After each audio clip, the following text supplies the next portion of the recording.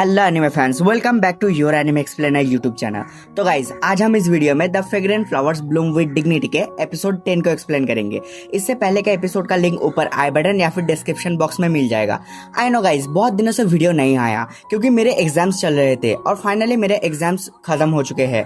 अब से regular video आएगा। तो चलो बिना किसी देरी के इस वीडियो को शुरू करते हैं। एपिसोड के शुरू में हम एक कैफे का सीन देखते हैं जहाँ पे रिंतारो के दोस्त रिंतारो, वागुरी और सुबारू ग्रुप स्टडी करने के लिए आए थे। उसामी बोलता है कि आज वो बहुत सारा खाना खाने वाला है। साकू बोलता है कि वो इतना सारा खाना खा पाएगा। उसामी बोलता है कि उसे आज बहुत ज्यादा भूख लगी है। उसामी वागुरी और सुबारू से पूछता है कि वो क्या खाएंगे। सुबारू बोलते है कि शायद उसे सैंडविच खाना चाहिए और वागुरी डिसाइड नहीं कर पा रही थी कि उसे क्या खाना चाहिए। इसलिए वागुरी रिंतारो को बोलते है कि रिंतारो क्या खाने वाला है।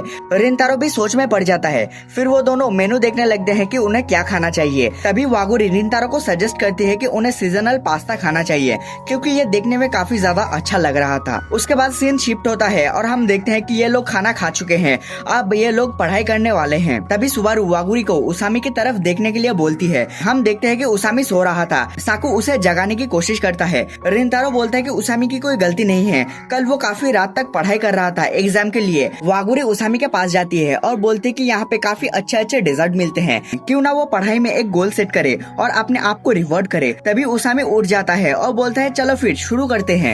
रिंतारो आयातो और साकू बोलता है ये तो एकदम एलिमेंट्री स्कूल के बच्चे की तरह लग रहा है और वागुरी उसकी माँ की तरह लग रही है। उसके बाद वागुरी रिंतारो को बोलती है अगर रिंतारो को पढ़ाई में कोई प्रॉब्लम हो तो वो वागुरी से पूछ सकती है। रिंतारो थैंक्स बोलता है और बोलता है कि रिंतारो पहले खुद ट्राई करना चाहता है। आयातो बोलता है कि रिंतारो स्कूल के लंच ब्रेक में भी पढ़ाई कर रहा था। ये सुनकर रिंतारो और वागुरी दोनों ही थोड़ा सा शॉक हो जाते हैं। रिंतारो आयातो को ये सब बोलने के लिए मना करता है। रिंतारो और बोलता है कि वागुरी उसको पढ़ाई में हेल्प कर रही है। इस बात पे रिंतारो खुश है पर वो हर छोटी छोटी बात पे वागुरी को डिस्टर्ब नहीं करना चाहता। रिंतारो पहले खुद ट्राई करना चाहता है और उसके बाद भी अगर प्रॉब्लम हो तो फिर वो वागुरी से पूछ लेगा। वागुरी बोलते हैं जरूर। फिर सुबारू देखती है कि उसामी उसके नोटबुक के तरफ देख रहा है।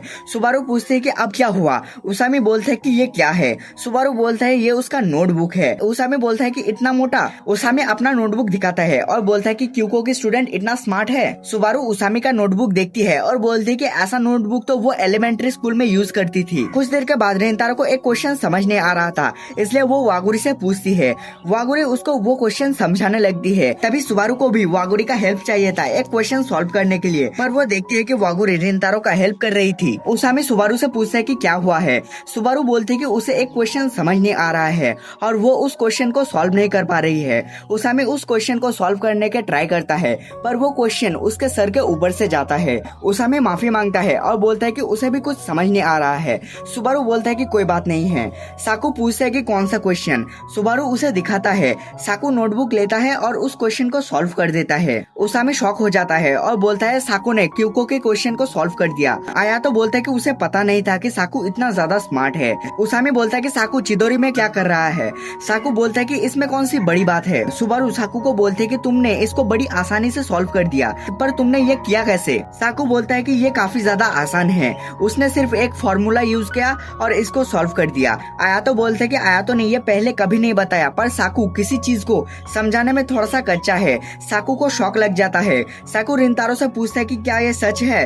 रिंतारो बोलता है कि ऐसा नहीं है, लगता है वो लोग ही बेवकूफ थे। तभी साकू सुबारू के नोटबुक को लेता है और सुबारू और वागुरी को समझाने लगता है, पर उन लोगों को कुछ समझ नहीं आता। सब लोग साकू को समझाने लगते हैं कि इसमें कोई बड़ी बात नहीं है। वागुरी माफी मांगती है कि वो समझ नहीं पाई। साकू घर जाने लगता है। फिर उसामी और आयातो उसे रोकते हैं। उसामी बोलते हैं कि चलो फिर डेजर्ट खाते हैं और ये सीन यहीं पे खत्म हो जाता है। फिर हम कुछ दिनों बाद चिदोरी का सीन देखते हैं जहाँ पे उन लोगों का एग्जाम खत्म हो चुका है और आज उनको उनका रिजल्ट मिल चुका है। उसामी रोने लगता है और बोलता है कि वो फिर से पास हो गया है। आयातो बोलता है कि बहुत बढ़िया। उसामी बोलता है कि वो यकीन नहीं कर पा रहा है कि उसे समर ब्रेक में स्कूल नहीं आना पड़ेगा और उससे भी बड़ी बात इस बार उसको पिछली बार से 5 नंबर ज्यादा मिले हैं। 2 बंदे जो फेल हो चुके थे वो उसामी और रिंतारो के पास आते हैं और बोलते हैं कि तुम लोग पास कैसे हो गए। उसामी बोलता है कि हमारे पास सबसे टैलेंटेड टीचर है हेल्प करने के लिए। उन लोगों को लगता है कि वो टीचर साकू हैं, इसलिए वो साकू के पास जाते हैं हेल्प मांगने के लिए। तभी उनके टीचर आ जाते हैं और बोलते हैं कि एग्जाम खत्म हो चुका है और उनका समर ब्रेक शुरू होने वाला है। उनके टीचर सब स्टूडेंट से पूछते हैं कि वो समर ब्रेक में क्या करने वाले हैं। कोई बताता है कि वो बीत जाएगा, कोई बताता है कि वो सारी रात गेम खेलेगा और कोई बताता है कि वो अपने ग्रैंड पेरेंट्स के घर जाएगा।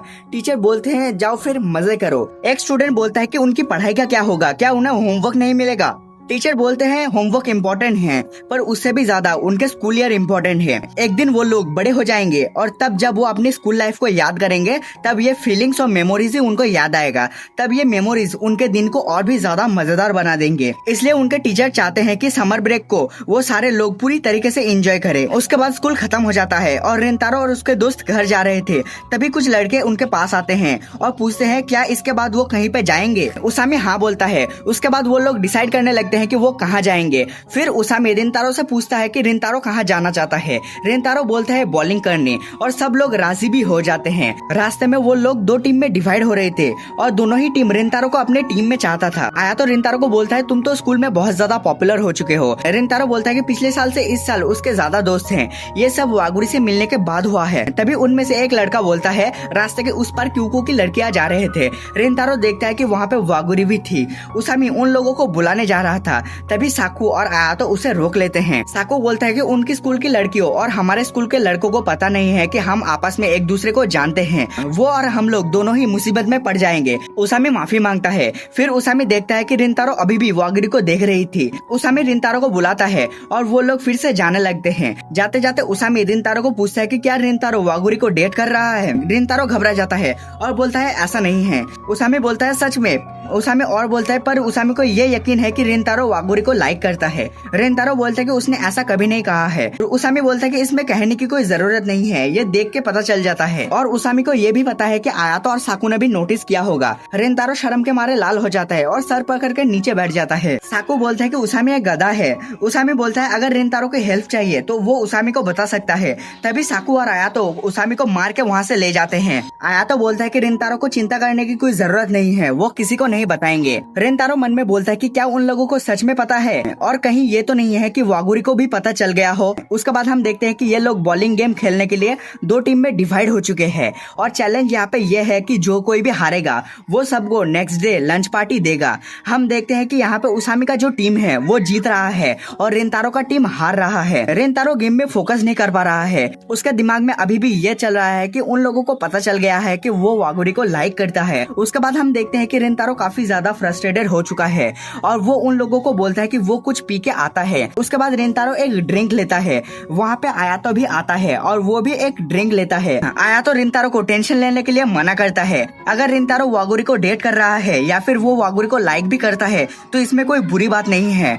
रिंतारो बोलता है कि वो ये सब नहीं सोच रहा है। रिंतारो आयातो से पूछता है कि आयातो ये डेट क्या है। आयातो बोलता है कि ये तो उसे भी नहीं पता क्योंकि उसने भी कभी डेट नहीं किया है। आयातो रिंतारो को ये सवाल उनके स्कूल के और किसी लड़के से पूछने के लिए मना करता है। रिंतारो पूछता है कि क्यों। आयातो बोलता है कि उनके स्कूल के सारे लड़के सिंगल है और उन लोगों को भी डेट के बारे में कुछ नहीं पता है। ऊपर से वो लोग रिंतारो को और भी ज्यादा सवाल करेंगे कि वो लड़की कौन है, कहाँ से है। रिंतारो बोलता है कि ये तो ठीक है। आयातो फिर से रिंतारो को टेंशन लेने के लिए मना करता है, जो होगा देखा जाएगा। और आयातो बोलता है कि वो हर वक्त रिंतारो के साथ है। रिंतारो उसके ऊपर यकीन कर सकता है। रिंतारो बोलता है कि उनके ऊपर रिंतारो को भरोसा है। ये सुनकर आयातो काफी ज्यादा खुश हो जाता है। तभी वहाँ पे रिंतारो के टीम के बंदे उन्हें बुलाने के लिए आते हैं। वो बोलते हैं कि तुम लोग यहाँ पे पीते रह जाओगे और वो लोग हमें हरा देंगे। रिंतारो बोलता है कि कोई ना, अब हम लोग कम बैक करेंगे। आयातो बोलता है कि चलो रिंतारो थोड़ा सा उसामी का रोता हुआ चेहरा देखते हैं। उसके बाद वो दोनों काफी ज्यादा अच्छा खेलते हैं। फिर सीन शिफ्ट होता है और हम रिंतारो को घर में देखते हैं। आयातो रिंतारो को मैसेज में ये बोल रहा था कि उन लोगों ने कैसे उसामी को हराया और उसामी कितना ज्यादा रो रहा था। तभी रिंतारो के फोन में एक मैसेज आता है। वो मैसेज सुबारू का था। सुबारू रिंतारो को मैसेज में बोलते है कि वो ऐसे रिंतारो को मैसेज करने के लिए माफी मांग रही है। आने वाले 22 तारीख को वागुरी का बर्थडे है। वागुरी तो ये सब रिंतारो को बताएगा नहीं, इसलिए सुबारू ने ही रिंतारो को ये बता दिया है। ये सुनकर रिंतारो काफी ज्यादा खुश हो जाता है और एपिसोड 10 यहीं पे खत्म हो जाता है।